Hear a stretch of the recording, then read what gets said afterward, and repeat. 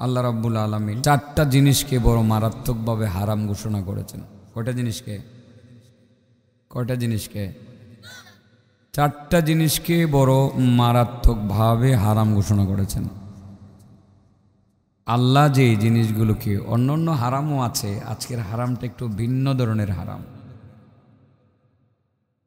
এই হারাম কাজগুলো যারা করবে, আল্লাহর ঘর কাবা শরীফ আছে না,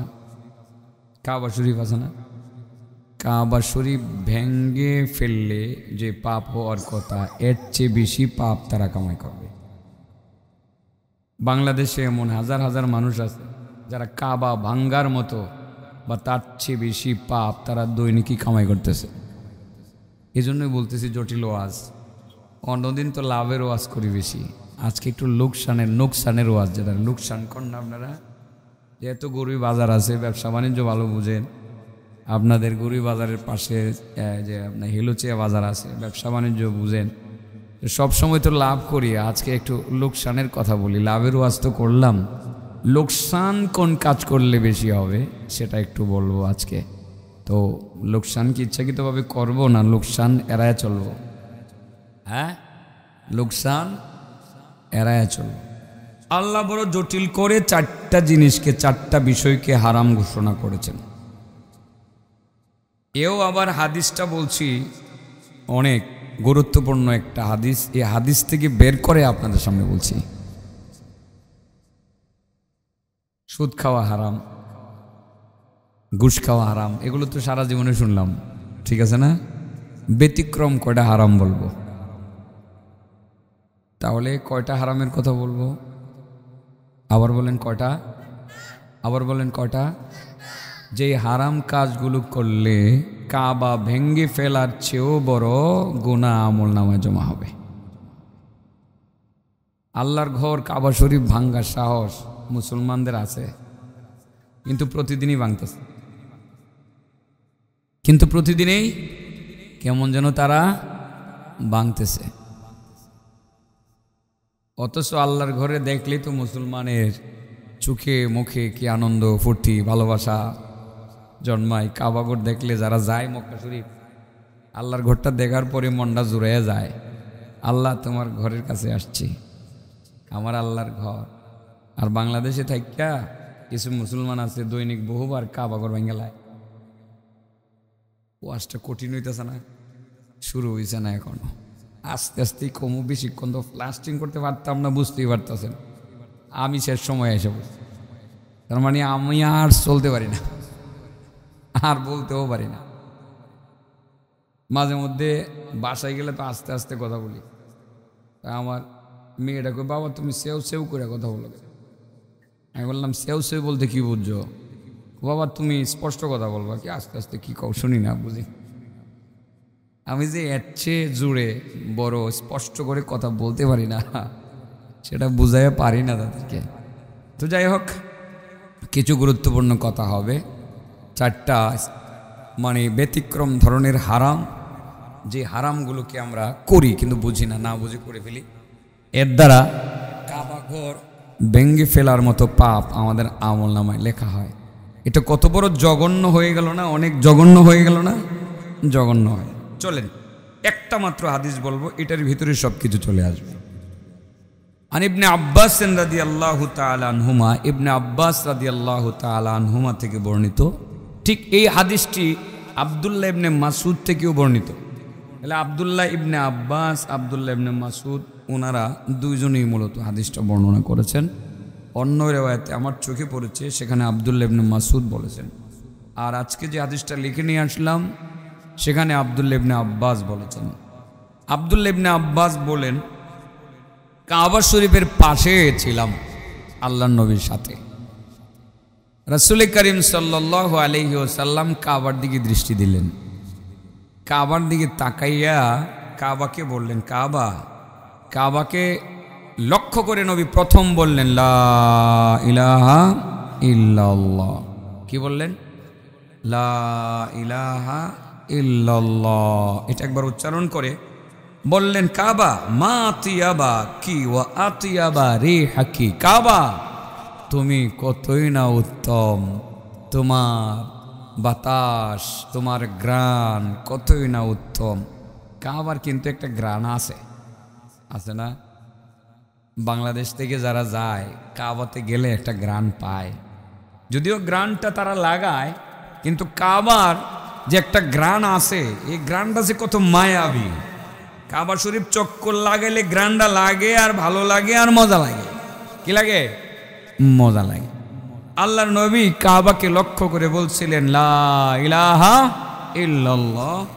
এরপরে বলেন মা আতিয়াবা কি ওয়া আতিয়াবা রিহাকি, ও কাবা তুমি কতই না উত্তম, তোমার ঘ্রাণ সুঘ্রাণ কতই না উত্তম।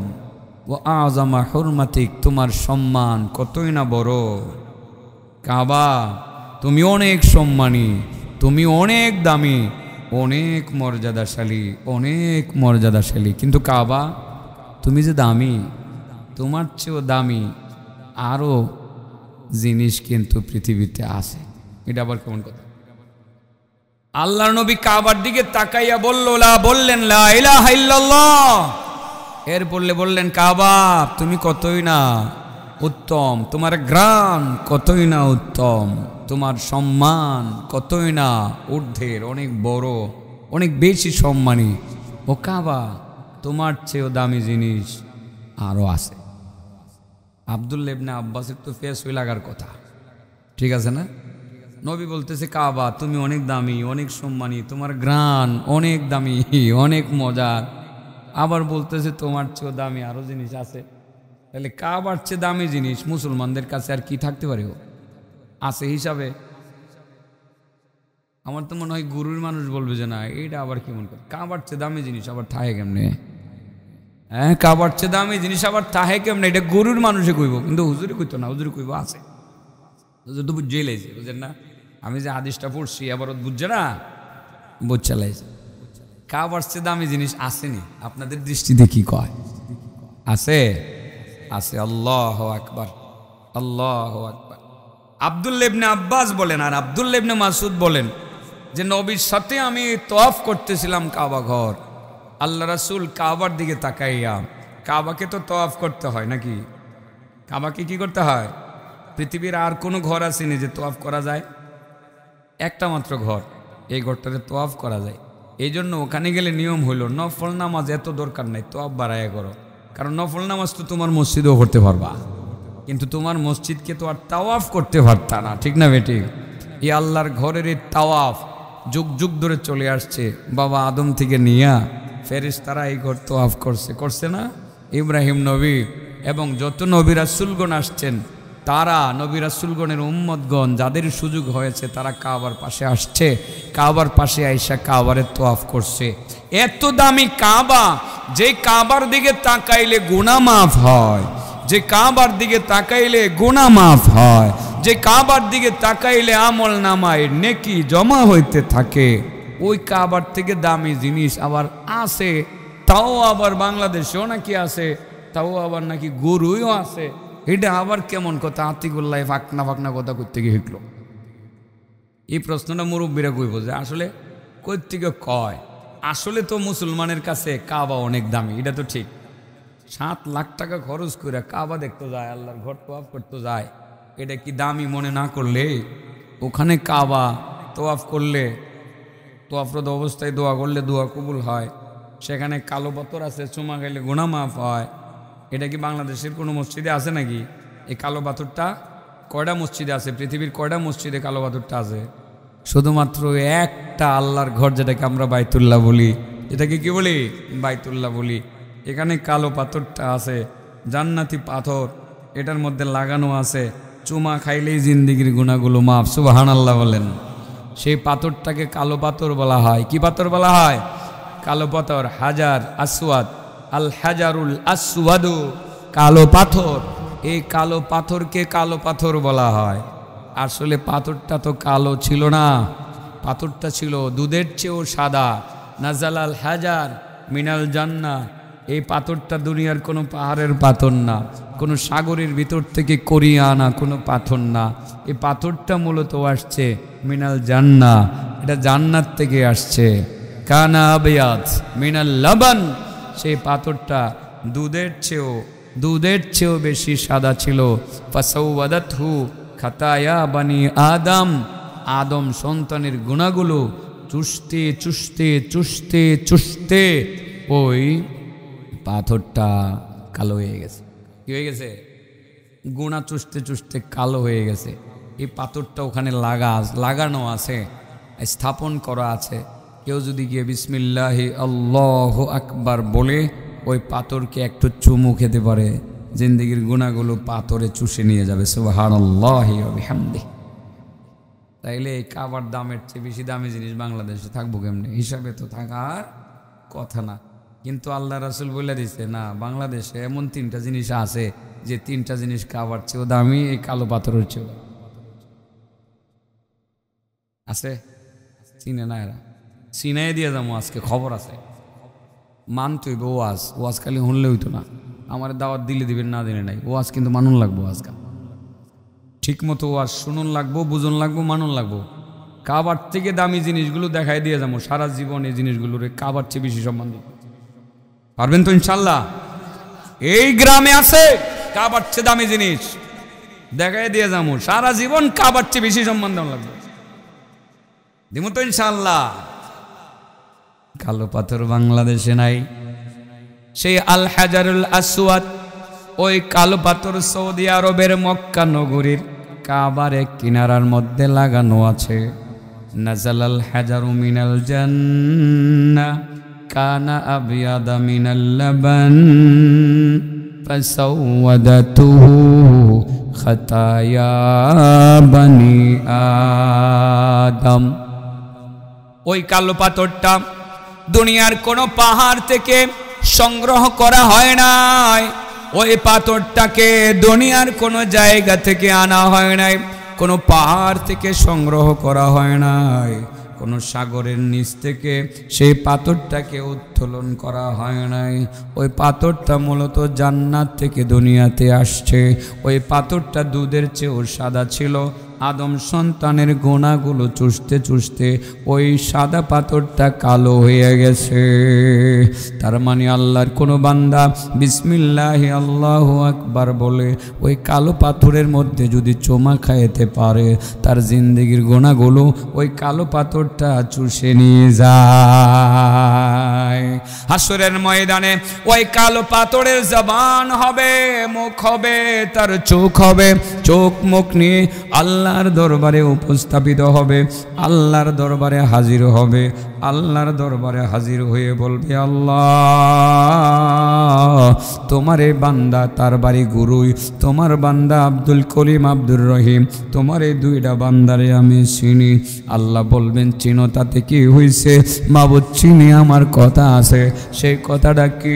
সেই কথাটা হলো, মাবুদ, তোমার এই বান্দা আমি যখন তোমার কাবা ঘরের কিনারায় আমাকে লাগানো হয়েছিল, সেই কিনারায় যখন আমি অবস্থান করতাম, সেই কোণের মধ্যে যখন আমি ছিলাম, মাবুদ, তোমার এই বান্দা মহব্বত করে বিসমিল্লাহি আল্লাহু আকবার বলে মাবুদ আমারে চুমু খাইছিল।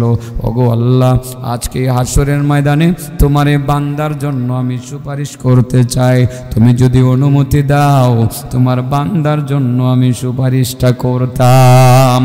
আমার আল্লাহ বলবেন, কাল পাথর সুপারিশ করার অনুমতি দেওয়া হলো। ওই কালো পাথর ওই হাজী সাহেবকে সুপারিশ করে জান্নাতে নিয়ে যাবে। পাথরটা কোথায় আছে? বাংলাদেশে বাইতুল্লাহ। এই পাথরের চেয়ে দামি জিনিস বাংলাদেশে আছে, এটাই কইতাম। হযরতে আব্দুল্লাহ ইবনে মাসউদ বলেন, আল্লাহর নবী কয়েকবার এই কাবার দিকে তাকাইয়া বললেন, কাবা, মা আতিয়াবাকি ওয়া আতিয়াবারি হাকি ওয়া আযামা হুরমাতিক। ও কাবা, তুমি কতই না উত্তম, তোমার গ্রানটা কতই না উত্তম গ্রান, তোমার সম্মান কতই না বেশি। এই তিনটা কথা বললেন আবার কাবা তোমার থেকে দামি তিনটা জিনিস পৃথিবীতে, আরও তিনটা জিনিস দামি আছে তোমার থেকে দামি।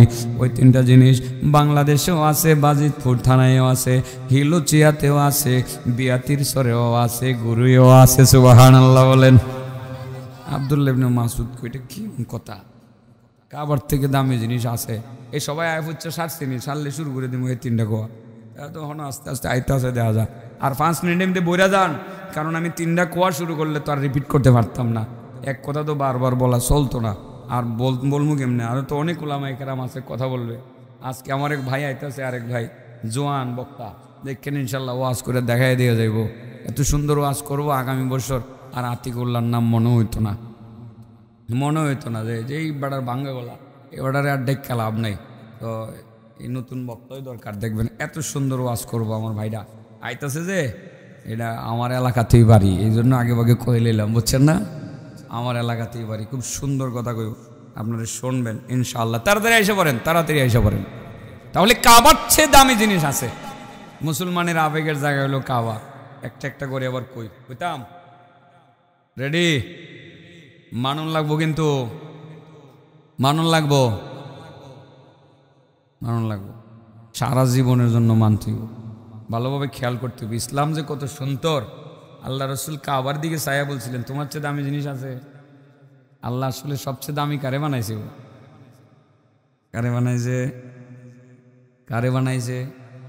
কাবা কার লাগে বানাইছে? মানুষের লাগে। মানুষ ঘুরবো, মানুষ ইবাদত করবো, কার লাগা? মানুষের লাগে। ও কাবা তোমার চেয়েও দামি তিনটা জিনিস আছে। আর এর আগে একটা কথা বলছিলাম, আল্লাহ আমাদের জন্য কয়টা জিনিস খুব খুব গুরুত্ব দিয়ে হারাম করছেন। হ্যাঁ, ব্যতিক্রম ধরনের 4টা হারাম বলবো, ঠিক আছে না? এই সুদ ঘুষুর কথা তো, সুদের ওয়াজ তো কত বড় করছি আমি এখানে, মনে আছে না আপনাদের? আজকে সুদের ওয়াজ করতাম না, এটা করলে গতবার একটা রিপিট হয়ে যাবে। আজকে অন্য হারামের কথা করবো, যে হারামগুলো আমরা করতেছি আর দৈনিকই কাবা শরীফ ভাঙ্গা লাইবার ভাও করতেছি। একটা হারাম করা মানে কাবা শরীফ ভাঙ্গা লওয়া। কাবা ভাঙলে যে গুনাহ হইব, ওই হারামটা করলে একটু গুনাহ বা তার চেয়ে বেশি গুনাহ হইব।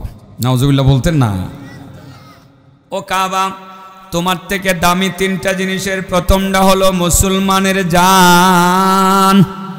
মুসলমানের জানের মূল্য কাবা তোমার থেকে বেশি। 2 নাম্বার হলো মুসলমানের মাল। 2 নাম্বার কি? 3 নাম্বারটা আইতাছে। 1 নাম্বার হলো মুসলমানের জান, 2 নাম্বার হলো মুসলমানের মাল। একটা মুসলমানের জানের উপরে হুমকি সৃষ্টি করা মানে কাবা ভাঙ্গার চেয়েও বড় অপরাধ করা। একটা মানুষকে অন্যায়ভাবে খুন করা। তুমি অন্যায়ভাবে একটা মানুষকে খুন করলা, একটা মানুষকে জানে হত্যা করে মেরে ফেলার হুমকি দিলাম। তুমি কেমন যেন কাবা ভেঙ্গে ফেলার হুমকি দিলা। একটা মানুষকে হত্যা করে ফেললা, কেমন যেন তুমি কাবা শরীফটারে ভেঙ্গে লাইলা। মুসলমানের জানের মূল্য, একজন মুসলমান সারা পৃথিবীর সমস্ত মুসলমান না, শুধু একজন মুসলমানের জানের মূল্য কাবার থেকেও বেশি। এই জন্য আল্লাহর বিধান হলো মানুষ খুন করা বড় মহাপাপ, বড় মহাপাপ। কবিরা গুনার অন্যতম একটা কবিরা গুনাহ হইল কাতলুন নাফসি বিগাইরিল হাক্কি, অন্যায়ভাবে মানুষকে খুন করা। এটা হলো কবিরা গুনার মধ্যে অন্যতম একটা কবিরা গুনাহ।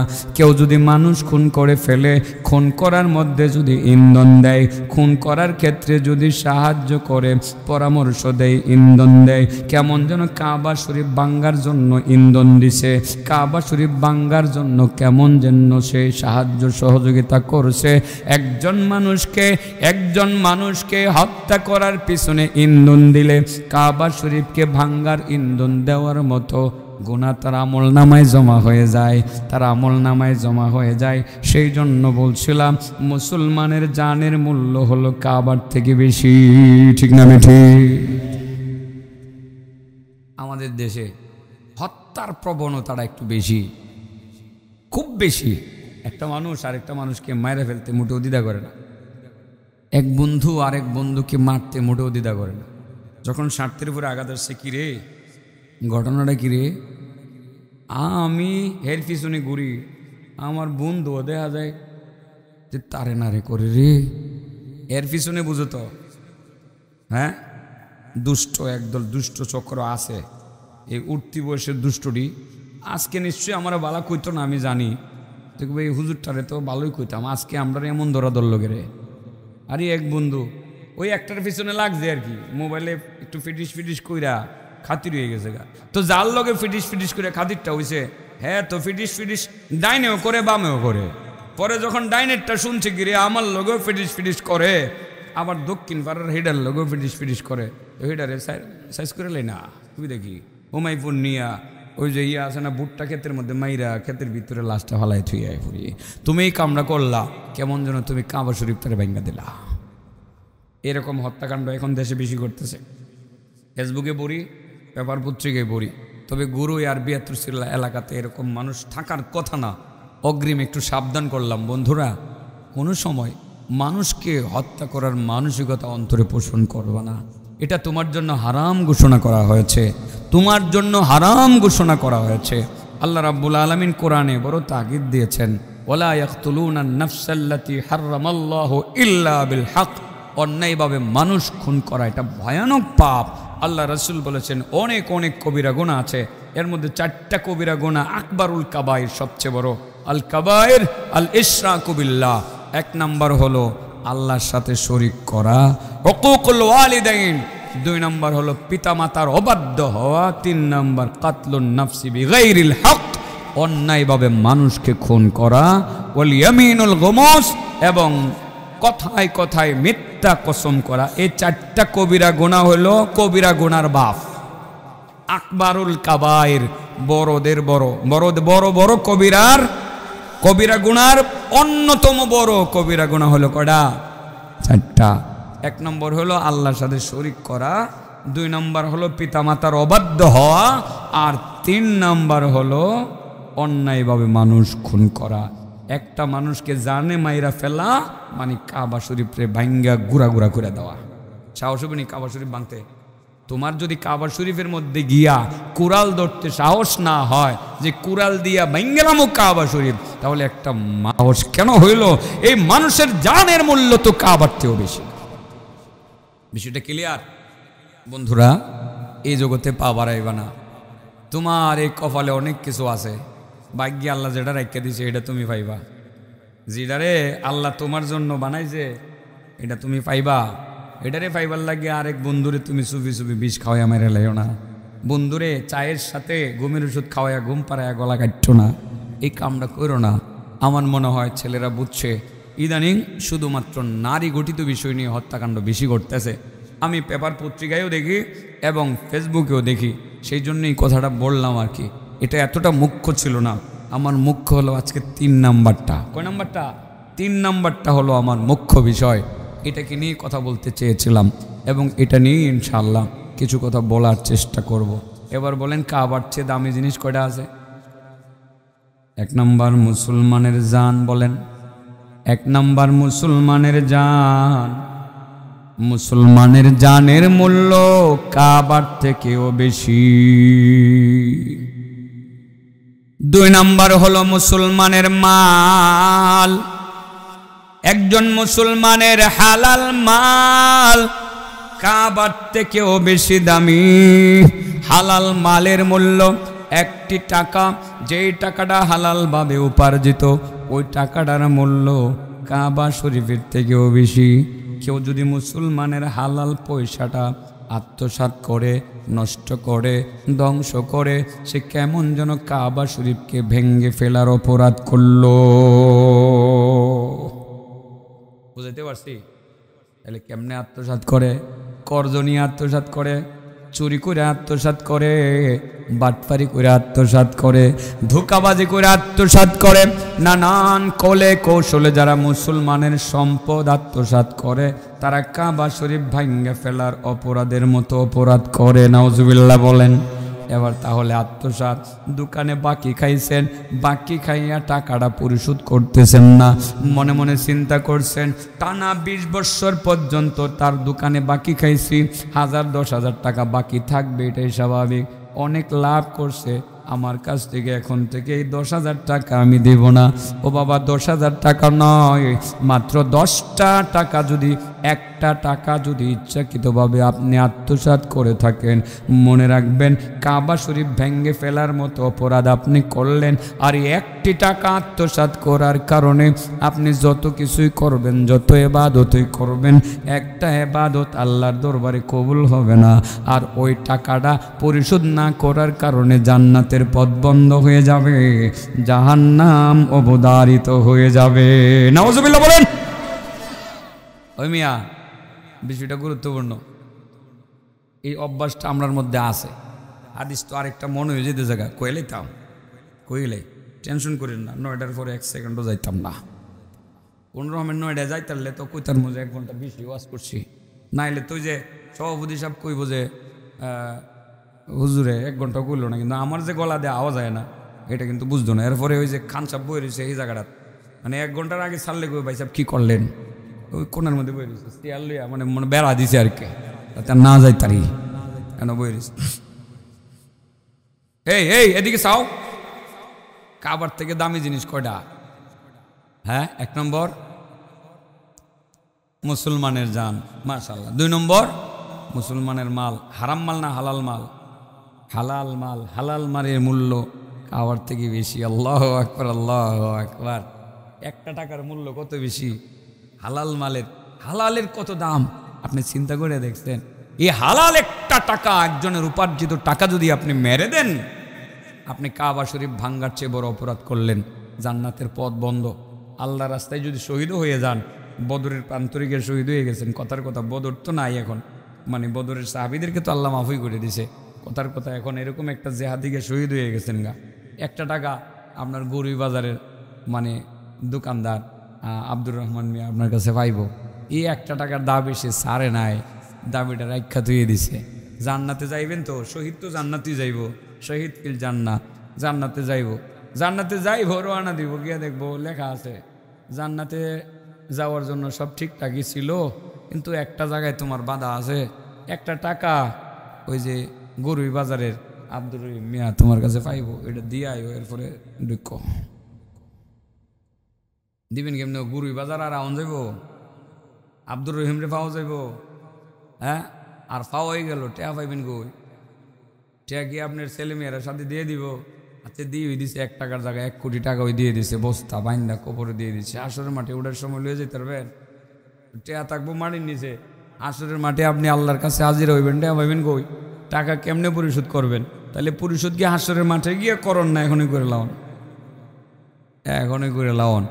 আজকে থেকে চিন্তা করবো আমরা, কেডা কত টাকা পাইব হিসাব করবো, হিসাব করে টাকাটি দিয়ে দেবো। আর যদি না দিতে পারি, কাছে গিয়ে বমো, বাইরে তুমি 2টা বছর হয়ে গেছে আমার কাছে 1000 টাকা পাইবা, ভাই আমি দিতে পারতেছি না, ভাই আমার আর কয়টা দিন সময় দাও, ভাই আমি দিয়ে দিব। আর ভাই যদি এর আগে মরে যাইগা, ভাই আমার মুসলমান ভাই না তুমি, আমারে যদি মাফ না করো আমি জান্নাতে যাইতে পারতাম না, ভাই না দিতে পাইরা যদি আমি মারা যাই, দয়া করে আমার মাফটা করে দিও। হাতে পায়ে ধরে কথাটা বলতে হইব, বললে যদি সেও চিন্তা করবো মুসলমান ভাই আসলে তো অসুবিধা পড়ে গেছে। সুবিধা অসুবিধা মানুষের জিন্দিগিতে আসে, ঠিক না বেঠিক?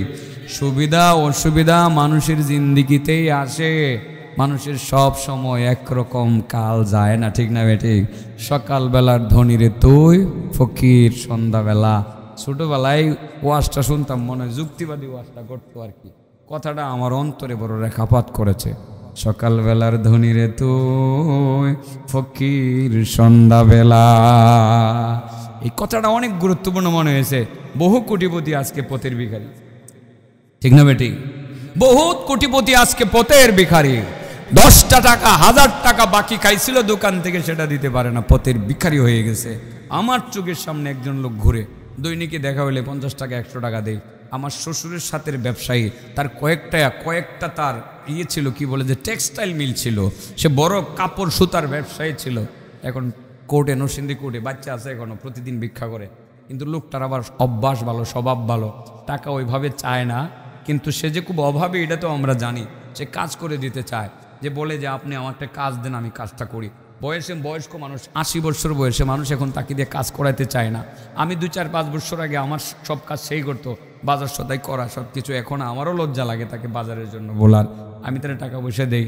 আজকে সে অনেক গরিব, তাকে তার টাকা পয়সা মানুষ আত্মসাৎ করেছে। সে অনেক গরিব হয়ে গেছে, এখন কিছু নাই, বাড়ির ভিটাটাও পর্যন্ত তার নাই, সব শেষ হয়ে গেছে। এখন রাস্তায় ঘুরে, সারাদিন ঘুরে 1000-500 টাকা পাইলে বউ আছে, এই টাকাটা বাড়িতেও যায় না। বউ এসে রাত্রে এই কোর্ট মসজিদের পাশেই সে বারান্দার মধ্যে ঘুমায় থাকে। বউ এসে রাত্রে টাকাটা নিয়ে যায়, বাড়িতে অল্প করে খাবার দিয়ে যায়। আর রাতের বেলা যেদিন আমি থাকি এই সিজন ছাড়া, প্রতি রাত্রে আমার সাথে দেখা হইলে রাতের খাবারের জন্য আমি একটা রুটি কিনে দেই, এটা সেটা কিনে দেই। আমি জানি যে আমার শ্বশুরের সাথের ব্যবসায়ী, সে এক সময় শিল্পপতি ছিল। 3টা টেক্সটাইল ছিল। কয়টা টেক্সটাইল? 3টা টেক্সটাইল ছিল। এখন পথের ভিখারি হয়ে গেছে, রাস্তায় ঘুরে। আর ভিক্ষার মতো সরাসরি ভিক্ষুক তো বলা চলে না, ভিক্ষুকই এক ধরনের মানুষ। তো আর কাজ করায় না, এমনি 2 টাকা 5 টাকা দেয়, এই টাকাগুলো নেয়। আসলে একটুক বানাইতে আমার আল্লাহ সময় লাগে কতক্ষণ, এত বাহাদুরি করার সুযোগ নাই। আজকে অনেক টাকা আছে, কালকে তোমার টাকা যে কোন দিকে পালায়া যাইব তুমি তো বলতেও পারবে না। তো এরকম পথের ভিখারি হয়ে গেছে মানুষ, অভাব নাই। সেই লোকগুলো ঋণগ্রস্ত হয়ে গেছে। একটা লোক ঋণগ্রস্ত হয়ে গেছে, সবাই তো জানে। অন্ততপক্ষে সে যার কাছ থেকে ঋণটা আনছিল তারে গিয়ে অন্ততপক্ষে এটা বলবে যে ভাই আমি দিয়ে দেব, না পারলে আমারে ক্ষমা করে দিও। ক্ষমাটা তো আনতে হবে। এটা যে আনবে না, জান্নাতের পথ বন্ধ, সে যেতে পারবে না। ফর এক্সাম্পল, ছোট্ট একটা হাদিস বলেই ফেলি, বলেন তো দেখি, আবারও বলেন, কাবার থেকে দামি জিনিস কয়টা আছে বাংলাদেশে? আছে? হ্যাঁ, মুসলমানের জান। মুসলমানের জানের মূল্য কাবার চেয়ে বেশি। মুসলমানের হালাল মালের মূল্য কাবার চেয়েও বেশি। 3 নম্বরটা টার্গেট পয়েন্ট, এটা তো বলতেই হবে, না বললে হবে না। এখন ঋণের কথা একটু বলি, আগে পরে বহুবার বলেছি। আল্লাহ রাসূল সাল্লাল্লাহু আলাইহি সাল্লামের সাহাবী মুহাম্মদ ইবনে আব্দুল্লাহ ইবনে জাহাশ রাদিয়াল্লাহু তাআলা আনহু বলেন, কুন্না বিফিনাইল মসজিদ হাইসু তুদাউল জানাজা। কুন্না বিফিনাইল মসজিদ হাইসু তুদাউল জানাজা, যে আমরা মসজিদের কোনো এক আঙ্গিনায়, মসজিদের আঙ্গিনে ছিলাম, যেখানে মানে মসজিদে নববীর, সেখানে যেখানে জানাজার লাশ রাখা হয়। কার লাশ রাখা হয়? জানাজার লাশ যেখানে রাখা হয় সেখানে ছিলাম। এমত অবস্থায় আল্লাহ রাসূল সাল্লাল্লাহু আলাইহি সাল্লাম আসলেন, জানাজা পড়ার জন্য আসলেন। ওখানে তো মসজিদে নববীতে জানাজা হলে জানাজার নামাজের ইমামতি নবীজি করবেন, এটাই তো স্বাভাবিক। যে কোনো নামাজের ইমামতি আমার নবী থাকতে অন্যরা কি আমার নবীর সামনে গিয়ে ইমামতি করার সাহস পাইছে না। নবী যখন অসুস্থ ছিলেন, কয়েকদিন বাসা থেকে মসজিদে যেতে পারতেন না, সেদিন আবু বকরকে ইমামতি করার জন্য তিনি পারমিশন দিয়েছিলেন। আল্লাহু আকবার। তাছাড়া আমার নবীকে পিছনে রেখা ইমামতি করার সাহস অন্যদের কখনো হয় নাই। রাসূল করিম সাল্লাল্লাহু আলাইহি ওয়াসাল্লাম ওই জানাজার মাঠে আসলেন, ইমামতি করবেন, এটাই স্বাভাবিক। মুহাম্মদ ইবনে আব্দুল্লাহ ইবনে জাহাশ বলেন, এমত অবস্থায় আল্লাহ রাসূল সাল্লাল্লাহু আলাইহি ওয়াসাল্লাম জানাজার মাঠে এসে হঠাৎ করে দেখলাম রাফা রাসাহু ইলাস সামা, ইদ রাফা রাসাহু ইলাস সামা, নবী তার মাথা উঠাইলেন আসমানের দিকে। আসমানের দিকে উঠাইয়া এভাবে কতক্ষণ আসমান দেখলেন, তাকিয়ে থাকলেন। সুম্মা তাআ বাসারা, এরপরে তার দৃষ্টিটা একটু নিচে নামাইলেন। কোথায় নামাইলেন? নিচে নামাইলেন। নামাইয়া তিনি কয়েকবার বললেন সুবহানাল্লাহ সুবহানাল্লাহ, কয়েকবার বললেন ওয়াল্লাহ মা নাযালা মিনাত তাশদীদ, আল্লাহর কসম, হায়রে কি কঠিন আযাব নাজিল হচ্ছে, হায়রে কি কঠিন আযাব নাজিল হচ্ছে। কেমন যেন আসমান থেকে যে আযাব নাজিল হইতেছে, আমার নবী কেমন যেন সেটা দেখতেছে। বিষয়টা এরকম। তার মানে এমনভাবে বলছেন, মনে হইতেছে যে আযাব যে নাজিল হইতেছে, নবী দেখতেছেন। সাহাবায়ে কেরাম আতঙ্কিত, কিসের আযাব নাজিল হচ্ছে, কার জন্য আযাব নাজিল হচ্ছে, সেটা তো এই মুহূর্তে নবীকে জিজ্ঞাসাও করা যাচ্ছে না।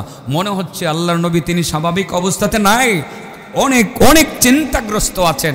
আযাবের বিষয়ে যেহেতু বলছেন, মনে হয় তিনি স্বাভাবিক অবস্থাতে নাই। মুহাম্মদ ইবনে আব্দুল্লাহ ইবনে জাহাশ বলেন, এই বিষয়টা আল্লাহ রাসূলকে যে আমি জিজ্ঞাসা করব, এই সাহসটা আমার হচ্ছিল না। যে ইয়া রাসূলুল্লাহ, কার জন্য আযাব নাজিল হইতেছে, কেন আযাব নাজিল হইতেছে, কোন কারণে আযাব নাজিল হইতেছে, কোথায় থেকে আযাব নাজিল হইতেছে, কিভাবে আযাব নাজিল হইতেছে, এটা যে জিজ্ঞাসা করব এই সাহসটাই আমার হচ্ছিল না। মুহাম্মদ ইবনে আব্দুল্লাহ ইবনে জাহাজ বলেন, আসলে সবসময় তো মেজাজ একরকম থাকে না, মেজাজ বুঝতে হয় না, মেজাজ বুঝতে হয় না, মেজাজ কিন্তু বুঝেই রাখতে হইব। অনেক সময় মুরব্বীরা মেজাজ বুঝতে হইব, বুঝা কথা কইতে হইব, এটাই তো নিয়ম। অনেক সময় মেজাজ ভালো না, মেজাজ ভালো না থাকলে একটা কথা জিগেলে দেখবেন হুট করে একটা কিছু হয়ে গেছে, ঠিক আছে না, আপনি তো কষ্ট পায়ে বসবেন।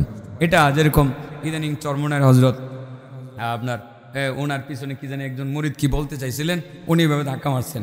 তো ধাক্কা যে মারছেন উনি কিন্তু দুশ্মনী করে রাগ করে মারছেন না, এটা নিয়েই দেখবেন ট্রল চলছে অনেক। পীর সাহেব কামনা করলো কি ধাক্কা মারছে, ধাক্কা মারছে, পীর সাহেবের বিরুদ্ধে হমানে ফেসবুক তুলফার সৃষ্টি করে লেছে। আসলে কিন্তু বিষয়টা এরকম না। উনি একটা অবস্থাতে ছিলেন, আখেরাতের আলোচনা করতেছিলেন, এই অবস্থায় একজনে কানে কানে বলবেন, এটা ওনার কাছে ভালো লাগে না, ধাক্কা মারছে উনি। ঠিকই ধাক্কা মায়েরা আবার বয়ান শেষ করে গিয়ে ওনারে জড়ায়া ধরছে। এই ভিডিওটা কিন্তু আছে, এটা কিন্তু প্রচার করছে না, জড়ায়া ধইরা 3 বার ওনার কাছে মাফ চাইছে। উনিও নিজে লাইভে এসে বলছে যে আমার পীর সাহেব হুজুর বয়ান শেষ করে বলছিলেন যে আমি একটা হালতে ছিলাম, আমি আপনার প্রতি অন্যায় করছি, আমার মাফ করে দেন। জড়ায়া ধইরা 3 বার ক্ষমা চাইছে। ও এটা দেখছে, ধাক্কা যে মারছে এটা দেখছে, কিন্তু পরে যে জড়ায়া ধইরা ক্ষমা চাইছে এটা দেখছে। এগুলো অবস্থা আমাদের, মানুষের দুষ্ত্রুটি বলার জন্য, খারাপ ধারণা করার জন্য আমাদের অবস্থা এরকম হয়ে গেছে। একটু দেখেই আমরা আরেকজনের প্রতি খারাপ ধারণা করি, এটা প্রচার করতে থাকি। আরে বাবা, আগে কি হয়েছে পরেরটা কি হয়েছে দুইটা মিলিয়ে দেখবা না, মিলিয়ে দেখবা। এই কাজটা আসলে করা উচিত না, যে মানুষ ভুল ভ্রান্তি, আমি আমি আমি কি ভুলের ঊর্ধ্বে? আমার দ্বারা কি একটা ভুল হতে পারে না? আর ভুলটা হয়ে গেলে এত ট্রোল করতে হবে কেন? আমাকে শুধরিয়ে দেন, আমার কাছ থেকে জানার চেষ্টা করুন। আমি নিজেও তো আমার বয়ান থেকে বুঝতে পারি যে আমি ভুল করতেছি। বহুত বয়ান আছে আমার যে আমি ভুল করেছি, নিজে আমার কাছে মনে হয়েছে যে এই জায়গাতে আমি ভুল করেছি, এই জায়গাতে আমি ভুল করেছি। অনেক সময় তো নিজের ভুলটা সরাসরি নিজের কাছে ধরা পড়ে না, অন্য একজনে বলে দিলে ধরা পড়ে। সময়ে নিজের ইয়েটা দেখলে, মানে ভিডিও পিকচারগুলো দেখলে বা সময়ে এই রেকর্ডগুলো দেখলে বোঝা যায় যে এই জায়গাতে আমি ভুল করেছি। এটাই তো স্বাভাবিক, মানুষ, আমরা তো ভুল করতেই পারি, করতে পারি না? অতএব মানুষের সামান্য একটা ভুল নিয়ে কখনো ট্রোল করবেন না, কেউ কাউকে খাটো করার চেষ্টা করবেন না। মুসলমানের এই জায়গাতে আমার গুরুত্বপূর্ণ একটা বিষয় ছিল, আমি দেখি সামনে সুযোগ পাইলে আমি বলবো। কি যেন বলছিলাম যে আল্লাহ রাসূল সাল্লাল্লাহু আলাইহি সাল্লামের মেজাজের দিকে চিন্তা করে মুহাম্মদ ইবনে আব্দুল্লাহ ইবনে জাহাজ বলেন, নবীকে আর জিজ্ঞাসা করি নাই, এই মুহূর্তে বললে না জানি কি হয়। এই জন্য মানুষের মেজাজও বুঝতে হবে। গড়ে গিয়া স্ত্রীর মেজাজের সময় বোঝা দরকার, উনি কি অবস্থায় আছে, উনি ছেলে মেয়ে নিয়ে কী অবস্থায় আছে, ছেলে মেয়েরা যন্ত্রণা কইরা 12টা বাজাই লেছে কিনা এটাও বুঝতে হইব। আবার সময় মহিলাদেরও বুঝতে হইব যে স্বামীর মেজাজটা কেমন, বাহির থেকে যে আসছে ওনার মেজাজটা কেমন, ঠান্ডা আছে না গরম আছে। গরম থাকলে ওইভাবেই আস্তে আস্তে মৃদুভাবে কথা বলতে হবে, আর যদি না গরম থাকে তাইলে এইভাবেই কথা বলতে হবে যাতে উনি রেগে না যান। ঠান্ডা হইলে অনেক শক্ত কথা বললেও স্বামী মেনে নেবে, ঠিক না বেঠিক? এগুলো আসলে বুদ্ধির ব্যাপার। কিসের ব্যাপার? বুদ্ধির ব্যাপার। কোন সময় কিভাবে কোন কথাটা বলতে হবে এটা সাহাবায়ে কেরামদের কাছ থেকে আমরা শিখব। মুহাম্মদ ইবনে আব্দুল্লাহ ইবনে জাহাজ বলেন যে আল্লাহর নবীকে আমার জিজ্ঞাসা করার সাহস হলো না, কারণ দেখলাম আসমানের দিকে মাথা উঠাইলেন, মাথা উঠাইয়া আবার মাথা নিচে নামাইলেন, নিচে নামাইয়া উনি বললেন, আল্লাহ আল্লাহ কি আযাব নাজিল হইতেছে, সুবহানাল্লাহ কি কঠিন আযাব নাজিল হইতেছে। মুহাম্মদ ইবনে আব্দুল্লাহ ইবনে জাহাজ বলেন, নবীরে ওই দিন আর কিছু জিজ্ঞাসাই করলাম, চিন্তা করলাম নবী একটু স্বাভাবিক হইলে জিজ্ঞাসা করবো। পরের দিন নবীর কাছে গিয়ে বললাম, ইয়া রাসূলুল্লাহ গতকাল আপনি এটা কি করলেন? কি করছি? জানাজার মাঠে আসমানের দিকে মাথা উঠাইছেন, কহা উঠাইছি, এই যে দেখেন স্বাভাবিক, মাথা নামাইছেন, কহা নামাইছি। এরপরে যে আপনি বললেন সুবহানাল্লাহ সুবহানাল্লাহ, হায় রে কি কঠিন আযাব নাজিল হইতেছে, কি কঠিন আযাব নাজিল হইতেছে ইয়া রাসূলুল্লাহ। গতকাল যে আপনার অবস্থা আমি দেখছিলাম, দেখার পর আমার সাহস হয় নাই আপনার কাছে বলার যে কি কঠিন আযাব নাজিল হইতেছে, কার জন্য আযাব নাজিল হইতেছে, কেন আযাব নাজিল হইতেছে। গতকাল এটা বলার মতো আমি সাহসই পাই নাই। ইয়া রাসূলুল্লাহ ইয়া হাবিবাল্লাহ, দয়া করে আপনি একটু বলবেন কি গতকাল বলছিলেন কঠিন আযাব নাজিল হইতেছে, আসলে কার জন্য আযাব নাজিল হইতেছিল, কেন আযাব নাজিল হইতেছিল? ইয়া রাসূলুল্লাহ দয়া করে একটু বলবেন কি? আল্লাহ রাসূল বলেন, হ্যাঁ গতকাল বললেই তো উত্তর হয় তা। আমার নবী তো অন্যদের মতো না আসলে, তো আজকে বলছো ভালো হয়েছে, আজকে বলছো জান না লও। আমি যেটা বলছিলাম সেটা হলো যে তোমাদের মধ্যে কেউ যদি, দেখেন বিষয়টা খেয়াল করেন, তোমাদের মধ্যে কেউ যদি কুতিলা ফি সাবিলিল্লাহ, আল্লাহর রাস্তায় শহীদ হয়ে যায়, কুতিলা ফি সাবিলিল্লাহ, আল্লাহর রাস্তায় শহীদ হয়ে যায়, আবার জীবিত হয়, আবার শহীদ হয়, আবার জীবিত হয়, আবার শহীদ হয়, বারবার জীবিত হইয়া হইয়া যদি শহীদ হয়, মা দাখালাল জান্নাহ হাত্তা ইয়াকজিয়া দায়না, সে জান্নাতে যেতে পারবে না যতক্ষণ পর্যন্ত ঋণ পরিশোধ না করে যাবে। তার মানে যারা মানুষের টাকা আত্মসাৎ করে ঋণ পরিশোধ করে না, আমি দেখতেছিলাম আসমান থেকে তাদের উপরে আল্লাহর আযাব নাজিল হইতেছে, জটিল আযাব নাজিল হইতেছে। এই আযাব অত্যন্ত ভয়ানক আযাব, সেটা আমার চোখে আমি দেখতেছিলাম। সেই জন্য কালকে বলছিলাম সুবহানাল্লাহ সুবহানাল্লাহ সুবহানাল্লাহ মা নাযালা মিনাত তাশদীদ, কি কঠিন আযাব, কি কঠিন আযাব নাজিল হচ্ছে। তাহলে বিষয়টা অবশ্যই বুঝতে পারছি, ইচ্ছাকৃতভাবে মুসলমানের মাল আত্মসাৎ করা কঠিন আযাবের কারণ, আর মুসলমানের হালাল মাল এর মূল্য কাবার থেকেও বেশি। জানি না শুননা একটা মানুষের 1টি টাকা আত্মসাৎ করবা না ভাই, নষ্ট করবা না, ধ্বংস করবা না। পুকুরে মাছ ছাড়ছে, 10টা লাখ টাকা খরচ করে মাছ ছাড়ছে, তোমার প্রতিদ্বন্দ্বী ব্যবসায়িক মার্কেটে তুমি চিন্তা করলে লোকটারে থামাইতে হবে। এবার যদি মাছ বিক্রি করে 10 লাখ টাকা আরও লাভ হবে, টাকা তার আমার চেয়ে বেশি হয়ে যাবে, এলাকার নেতৃত্ব সে নিয়ে নেবে, তার এই মাছগুলোকে হত্যা করতে হবে। রাতের বেলায় 10 লক্ষ টাকা মাছ হত্যা করার জন্য তুমি রাতের বেলা 2 কেজি বিষ নিয়ে পুকুরের পানির মধ্যে ছেড়ে দিলা।